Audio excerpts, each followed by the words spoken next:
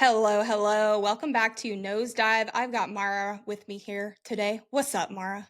What's up? Good seeing you. I just love, can I just mention for those of you who can't see us, but we're just like on our hat games recently, and I've just been really liking that. So I just had to mention that. Also want to mention just a shout out to all of the people who've been supporting the podcast, who've been downloading, subscribing to it, listening to it. I just like we can't thank you enough from the bottom of our hearts. Honestly, this is just something that we really love and want to bring topics to you guys that we like, but also that you guys want to hear too. So we just thank you so much for the support, and please email us and let us know some different topics if you have anything on your mind. We'd love to dissect it and dive into it. So, um, yeah, today we are talking about, I feel like it's still a pretty hot topic, I think, in this space. Moderation versus going completely alcohol free or being 100% sober. And this topic, I think, is so hot because of the area that we kind of find ourselves in, or I found myself in at least, is that kind of gray area. And what that means if you do decide to become 100% alcohol free, is moderation even, I don't know, possible for people? What does that look like? I think that's why the gray area and why it can be so confusing sometimes for people to even want to get started in looking at their relationship with behaviors that no longer serve them anymore. Maybe not even in the alcohol space, but that is what we're kind of talking about. So That's kind of the topic here. that's kind of the topic here. That's kind of the whole point. But yeah, Mara, what are some of these key points? I know we kind of like talked about some things before hopping on here that you wanted to kind of start with. Yeah, I think this space of just the gray area drinking, gray area anything is such a true reflection of what life really is. We're always in the gray, but we try so hard, because it's normal. We want to feel certain about things. We want safety. We want to know. And so it just kind of makes me laugh. Like, it's a really great practice that not just applies to whether you're drinking or not, but how you navigate life. How are you able to hold so much space? Because I have goosebumps, seriously, just thinking about it. Like, how expansive and how overwhelming life can just be because of so many unknowns, both exciting and maybe scary. But to be able to hold the space for everything and not really know, that's fucking hard. Yeah. And so, this concept of sober curiosity allows you to play with that dynamic. And we were kind of talking about like identities and labels and like why some people may like really like being all or nothing and how that might be really challenging for other people. So we're hoping that this episode kind of gives you some insight into where you might fall, which category you might fall into, and hopefully the support to help you try it out. What's a worst case scenario? So yeah, I know you were talking about how the all or nothing approach wasn't really appealing to you. That was more like off-putting, but the sober curiosity route, there was more inclusivity in it. So yeah, like, can you share a little bit about why that really stood out for you?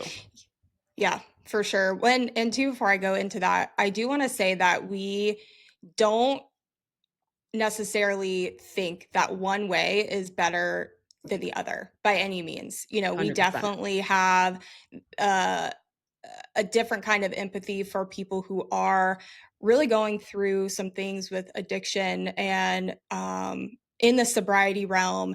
And we understand that. And I think the overarching sort of umbrella here is that we want to include everyone in this conversation and that nobody is left out. But we do empathize for those people who really cannot moderate and maybe don't necessarily believe in moderation at all. So we understand that and we get that. But yeah, for me personally, like when I started this journey, thinking about giving something up that was such a part of my everyday life, and now looking back, a coping mechanism for how I dealt with my everyday life emotions, was so daunting to me. It stopped me in my tracks from even trying. So that all or nothing mentality for me just did not sit well. And it wasn't until I understood when we started working together that you were like, no, you can actually have this curiosity and this gray area about whether or not this fits into your life anymore. And it's going to take a couple tries, and it's going to take that curiosity to be able to understand what is going to work for you. I think it's important to have some kind of baseline without having any kind of substance at all, to even know what your body does, how it reacts to it, how you Mhm. feel. But I think it was just such a softer launch for me Mm. internally to be like, okay, I can take that step by step instead of being like, oh my God, I'm setting myself up for, in my mind, failure. Because Yeah. before then, I couldn't go more than 2 or 3 days without having anything to drink. So, how am I going to sit here and be like, yes, I am, for the rest of my life, I am not going to have any more alcohol, and then start that shame spiral? If I did, what would that look like? Like, would Right. I just say fuck it and not even try anymore? Or, you know, and I can sit here and tell you now, 2 years later, that I guess I consider myself a flex or sober-ish person, but going from 15 to 20 drinks a week to maybe having one every couple months, that Mhm. to me is everything. Like, Mhm. that is progression, and I feel really, really comfortable with that. And I think it's been a natural progression for me to almost remove it entirely. But I just Yeah. don't classify myself as being a sober person.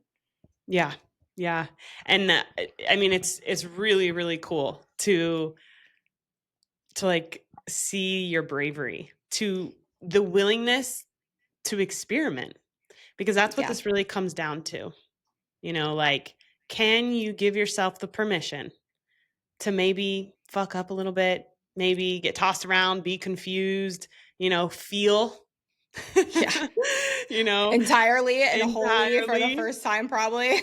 Right. It's Be a so little overwhelming. uncomfortable, Yeah. also have a little bit of fun, and that's why it's so, if this is something that's really on your mind, having support, no matter what it is, who it is, how it is, besides the booze, is so important. Having someone there to really, yeah, be your support, or a group of people, or whatever that looks like. And I want to like backtrack a little bit, because like you're just saying so much. I'm like, ooh, yeah, ooh, yeah, ooh, yeah. But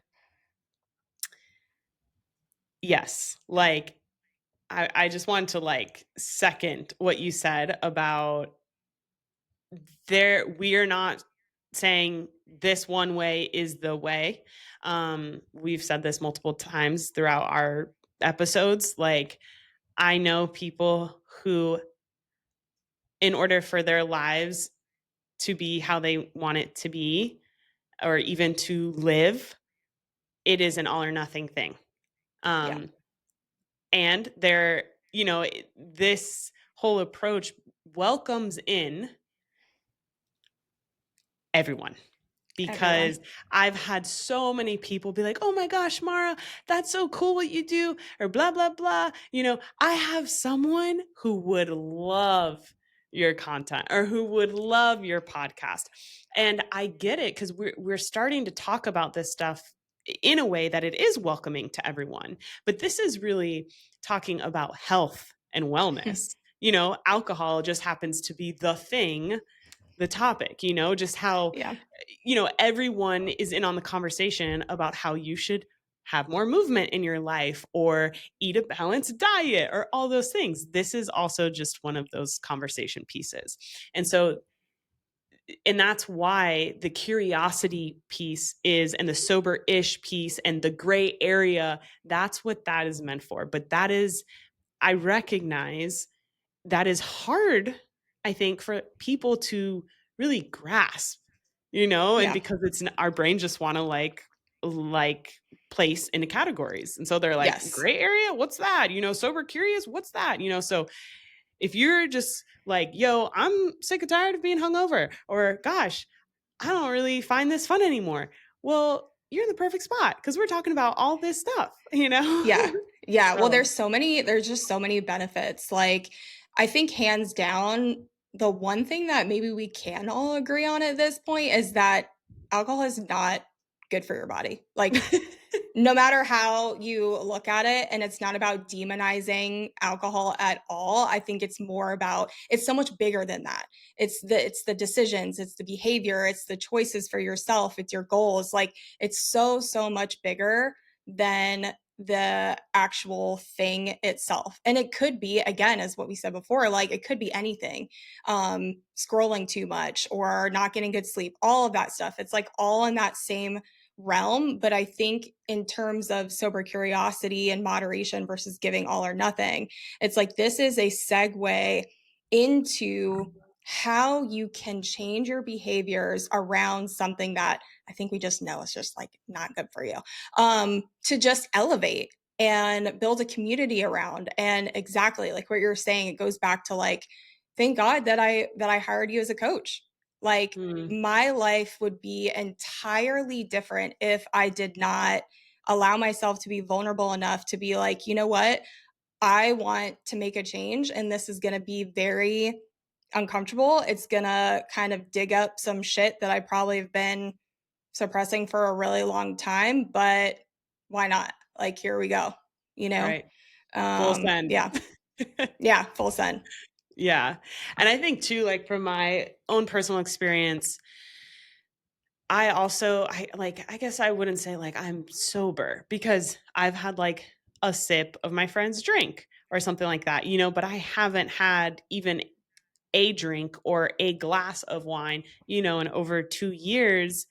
But it's interesting, like why I won't claim that title. And I think, I guess I don't really like titles in general or labels. Yeah. Like I like flexibility because to me, a title, whether it's about my alcohol usage, whether it's about relationships, whether it's about, I don't care. The title is Yeah. just a marker, to signify something, but it's not.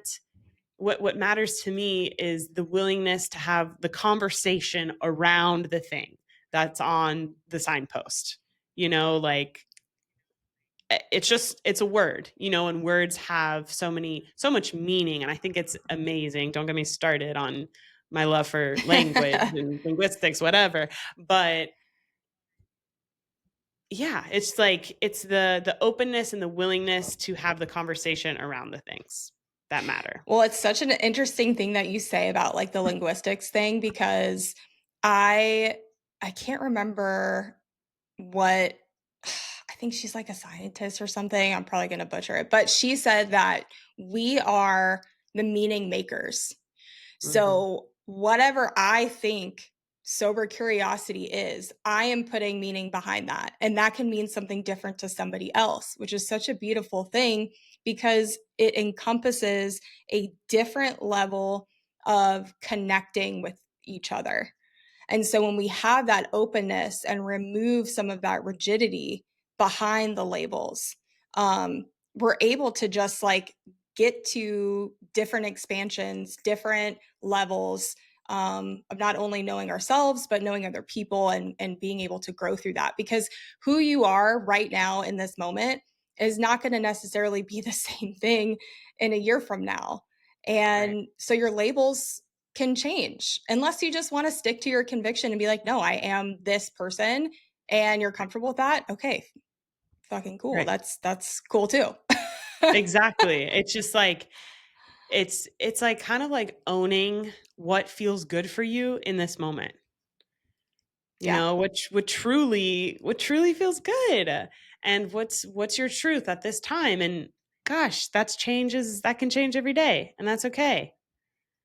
Why do you think there's so much pushback when people decide to do something different? So, like, say, for example, like, there have been so many instances recently, especially with like celebrities and shit like that, who have identified as being sober and now are kind of being like, oh, well, I think I'm going to go on the moderation track just to kind of like see. And for a lot of people, I feel like it's like a grieving period for them because they looked up to this person for this in Mm, particular like label of like, oh, you're the reason why I got sober or whatever it is, and then it makes you question and blah blah blah. So why do you think maybe that there's such sometimes backlash from people when, or like why people are so mad when you're like, I think I actually want to change, or I think I want to do something else? And that actually goes for getting sober or becoming soberish or a moderate drinker too. Like, oh, why do you want to do that?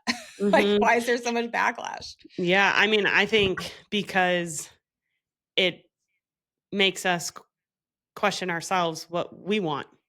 Mm, And it's, it's that constant, I mean, it's that classic like mirror situation. Like, oh, they're doing that. Wait, so now it's making me question my own behavior. Do I still want to be sober, or do I or actually can want to, I? or can I be sober, or should I be on the sober curious train, or should I, do this at all? Um so, I think everything's like a ping, and we're like these little antennas, and it's like someone like does something and it's like bing, and it Yeah. like rattles us, and we're like, hold up, like you're confusing what I have made truth in my mind, and it's evoking something within me, and maybe I feel it in my body and it's upsetting me. This is like kind of how this is like your classic trigger, quote unquote Mm, trigger terminology, and it rattles us. And I feel like my biggest takeaway from feeling so many triggers, um because we all do, we're human, is like just remembering that it is an opportunity for you to reassess how you want to show up. And like when people are like, oh, I got sober for you, or I got, I decided, mm, we make changes. If we make a sustainable change, it's because we did it because we truly want to do it for ourselves. mm. People can make temporary changes or even try something out, and I think that's okay. I think that's great if someone inspires you to try something on, like, oh, I'm going to try on this sober hat for 5 days. Fucking awesome. Rock it. Cool. Yeah. Experiment with it. But when it comes down to like sustainable, long-term self-love changes, that is a calling so deep within you that you're like, okay, I'm ready to meet myself here. And I know that everyone deserves that. We just have to help other people, remind other people that they are deserving of that too. And, not to bend over totally backwards when someone keeps hitting their head on the door, and they're Yeah. not, you can put your hand out. Hey, I'm here, but I don't know. I don't know why I'm still stuck on this little ping thing. Just like Yeah. pings are Yeah. going out and we're picking up on the pings. So figure out what you Well, want and to do I with your think, ping. right. Yeah. Well, and a lot of the times, or at least in the beginning too, for me, it's like I would get somewhat defensive too. Like I was not coming from a place of having empathy for other people when in reality they have no idea what's going on in my head or in my life or whatever. And there's this like initial defense mechanism of like wanting to put walls up of having to either explain yourself or like fluidity does not come natural. I don't know if it doesn't come natural to the human race or not, but like for me, it didn't. Like Mm, fluidity and being um, fluid or flexible in decision making was not something that came naturally for me. So mm, I think that's another part of this is that there is a lot of sort of breaking down different patterns just from either your childhood or growing up or just how you've been conducting your life. And as you said, you have been living in your mind with this one set, like this is how it is. And then when someone comes in and kind of shakes that up, there's this whole process of like, whoa, you're completely negating everything in my whole world that I know. Right. What? Right. So to be able to meet that with a little more softness, a little more empathy, and a little more love, um, it's definitely hard for me to do. But I think when you can get there, and why we have these conversations about it, is for that purpose in itself, is to cultivate this sense of inclusivity and just being open to the conversation for everybody. Even if you are pissed off, even if you are mad, like, let's freaking talk about it. Like, why? Because the second that you say something like that, I'm sure as hell that there's somebody else either in that room or listening that feels the exact same way that you do. Mm. Yeah. And yeah, it reminds me too of like, you know, to just try to not, it's hard. I mean, we're always passing judgment, but to try to be softer maybe in our judgments. But when someone gets super excited about their what they feel like they discovered something profound, or they did experience something profound, and they're on this new journey, and they're like, oh yeah, I'm alcohol free. Or like, there's been times in my life, I guess I should say, like, where I've interacted with someone who was super hype and vocal about their lifestyle choices, and it pinged me in a way that made me be like, like, why do you think like the way you're living your life is like the best way? Or like, Mm, do you know what I mean? Like, I would get yeah. internally like annoyed.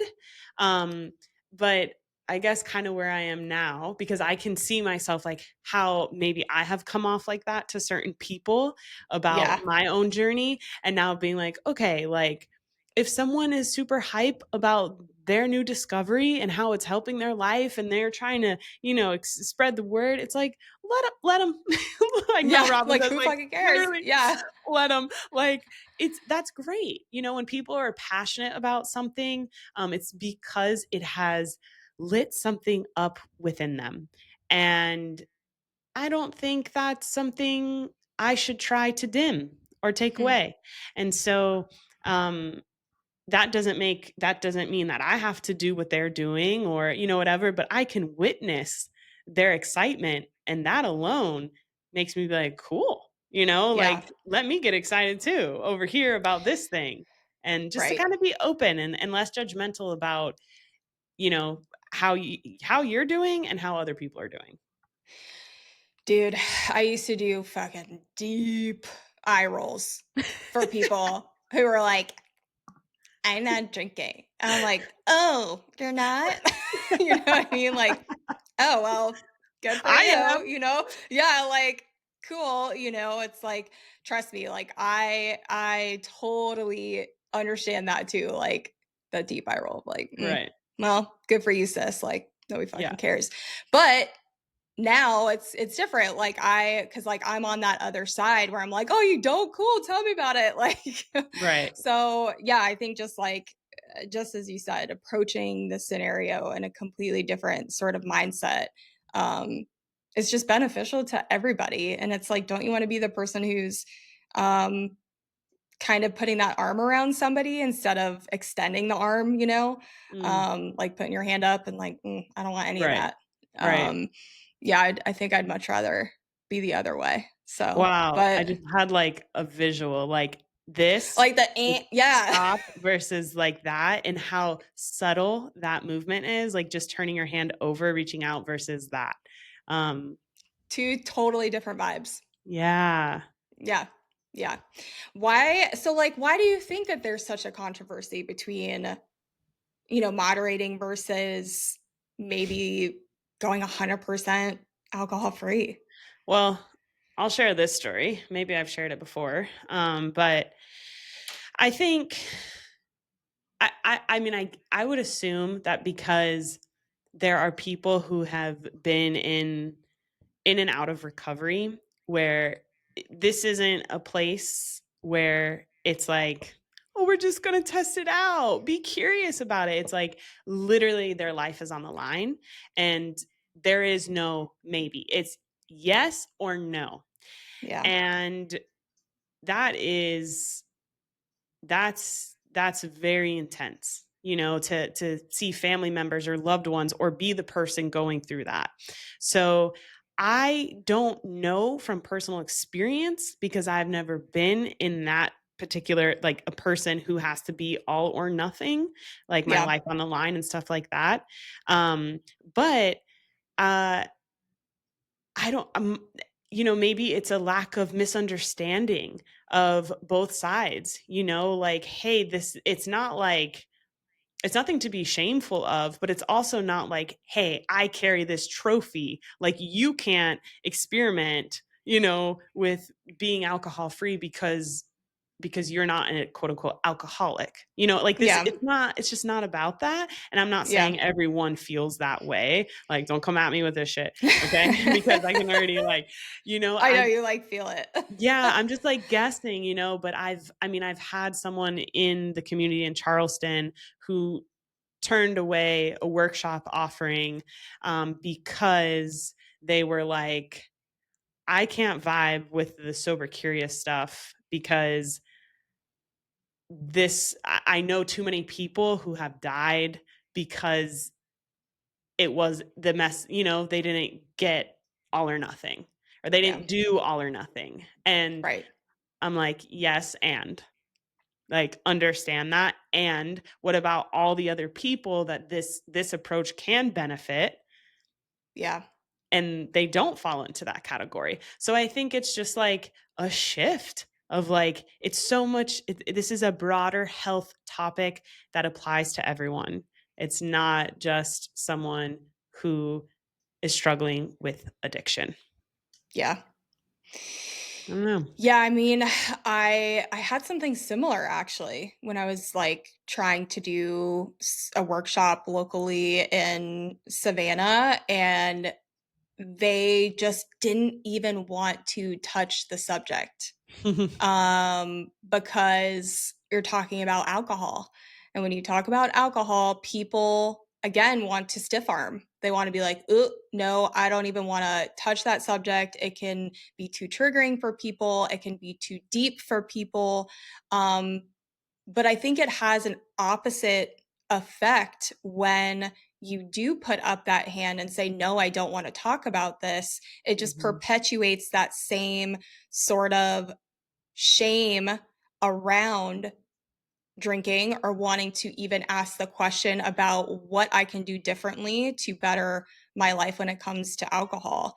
Um, and I still think there is that. Like, I still think that there is this very negative connotation between wanting to talk about becoming a gray area drinker. You are a gray area drinker. Anything that has to do with alcohol, it's like, ooh, Mhm. you have a problem. It's still like that. And I'm happy that we do have people in this space who are taking on moderation and who are trying to be more mindful and just like better their lives in general. But I still feel like it's not as, or maybe it's just pockets. Like maybe it's because, we're Mhm. both in the South. So like maybe that is Mm. still just like a regional Yeah. type of thing. Yeah, yeah, I'm Cause sure.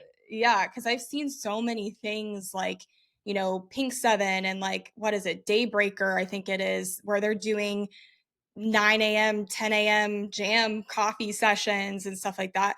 And that just isn't really happening here. Right, So right, it's a completely different sort of community. But I think this is exactly why we need to have these conversations because of right. that.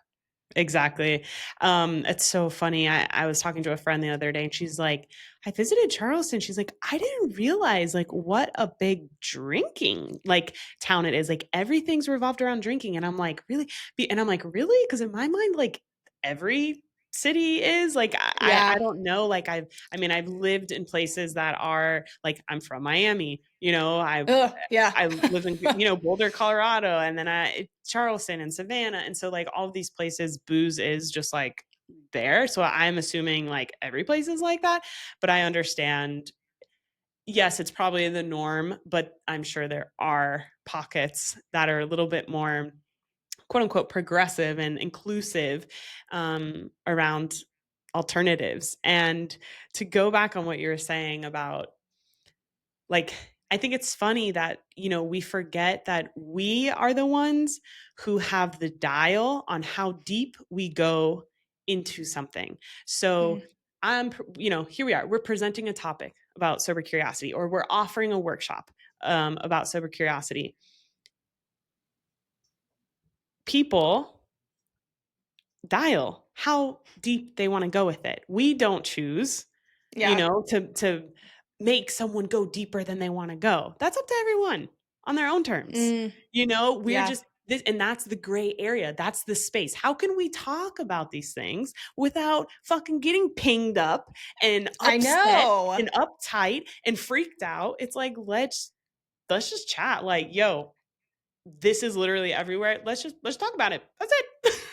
Like, Why we're is it such a thing? right. Like, it's Yeah. God, that's scary. I promise. I mean, it does feel scary. I get it, but like, just hold someone's hand who's there for you to talk about it, and then you realize, oh, I can do this. Actually, not too bad. Yeah, it's like that sense of relief, anytime that you're facing something that is so uncomfortable, the buildup is worse than the outcome a lot of the time. And I think that this is the same exact thing. And your story reminds me of a story that I had with someone I was talking to at my hair salon about this venture of our business and what we're trying to do. And the first thing she said was, "Oh, yeah, well, I think that, a local church does AA. Like, you could go and like talk to them." And I just said, "Okay, like, thanks for the," of course, I'm like, not gonna be like, "That's not the point." Right. But Right. yeah, but it's just, I just said, "Okay, yeah, thanks, I'll Right. definitely look into that, da da da." But it's just still a topic that you just say alcohol and people are like, "Oh, sober or AA." Right. Right. Yeah. Oh, alcohol, not me. Nope. Like, over Yeah. there. Pass it over there. It's so interesting. Yeah. I heard a quote. I don't know. I'm like terrible with citing shit. I'm like, I heard a quote, but I I did. know. Me I too. heard a quote that was like, the the healing is in what we're avoiding, something like that. And yeah, it's so true. Like, if you are feeling any resistance, and not just around this, with anything, it's like, then that's telling you something. It's communicating like, hey, that there's some part of you that's wanting attention in that area. So like, hold your hand, give yourself a hug, and go have a chat. Go on a walk, and I don't know, talk with it. That's Yeah. it. Figure some shit out. Yeah. Yeah. But I think this is what also excites me about what we're trying to do and just trying to get out there, because it just gives people the permission, it gives people the platform, it gives people the opportunity to dip a toe into an atmosphere that might be very scary for them. But I think that's part of growth, and you're not going to change if you don't make changes. Yeah. So, whatever that looks like for you, moderation, Yeah. fully sober, there's no right or wrong answer. It's just taking that first step to even ask the question and get in the room with people who you can talk to about this stuff. You Yeah. can feel comfortable and kind of take that wall down. And even if you don't have the wall down, even if you just come in and sit and listen, Yep. you don't, a lot of the times you don't even have to say shit. You can just come in here and be like, "Hey, like, I just want to hear what other people are going through and see if it resonates at all." Exactly. Because when you're in this spiral and you're in this shame and you don't want people to know, it's a very secluded and sad cave to be in. Yeah. And I've been there. I understand that. I get waking up on a freaking Saturday and Sunday morning perpetually hungover, being like, "God damn it. I did it again. I did it again. Mhm. Why? Why do I Mhm. keep doing the same thing? Like, who can I talk to Groundhog about Day. this? Yeah. And who am I going to talk to about this? That's not going to be like, 'Have you tried AA?'" I'm like, "No, Right. that's not sitting for me." Like, Right. so I didn't think there was any other way, but Right. there are multiple ways. There's multiple paths. There's multiple options, which I know can be overwhelming for people too. But Mhm. you got to get in there and you got to try it out to see what's going to work Right. for you. Right. 100% agree. Yeah. Yeah, I mean, on that topic, July is right around the corner here, and dry July is a thing. We love making things for things, like Yeah. every day is a Talk holiday about type of thing. labels. So, you Yeah. know, here's another opportunity to try on the Sober Curiosity hat. And we have a really fun and special offer for you all if this is something that you are willing and wanting to experiment with. So, Nay, want to tell us a little bit about that?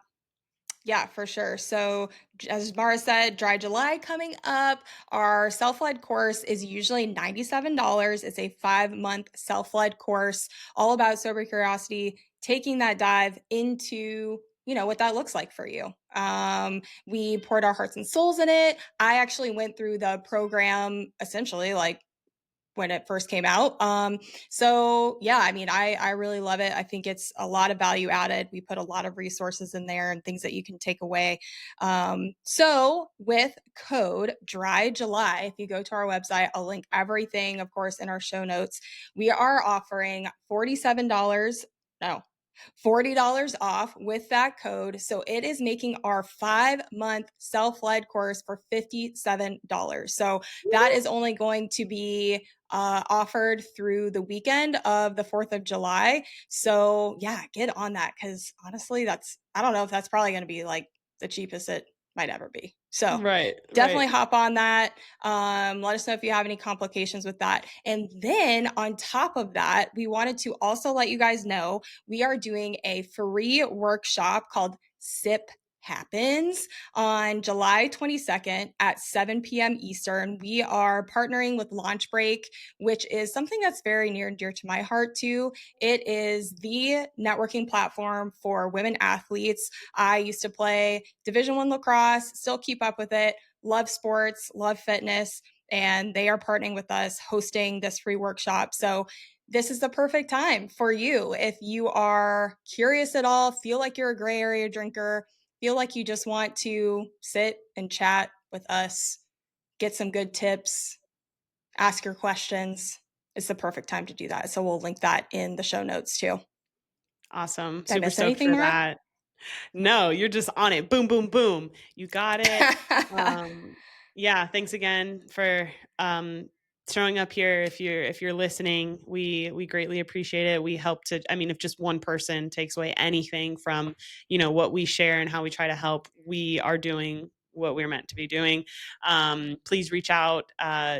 You can find me on Instagram at Mara DiMaro, and Nay, where can people find you? Yeah, you can find me on Instagram at coach_Radams. You can also follow us for our Nosedive account at Nosedive and also on the TikTok, the same thing. Oh, and you guys, we're on YouTube. We're TikToks Oh, and YouTube, dude. This is crazy. So not only can you listen to us with your ears, but you can now visually see us on YouTube too. So super excited about that. amazing. Yeah. Amazing. All right, dude. Well, All right. till next Until next time. time. Ciao. Bye. Bye.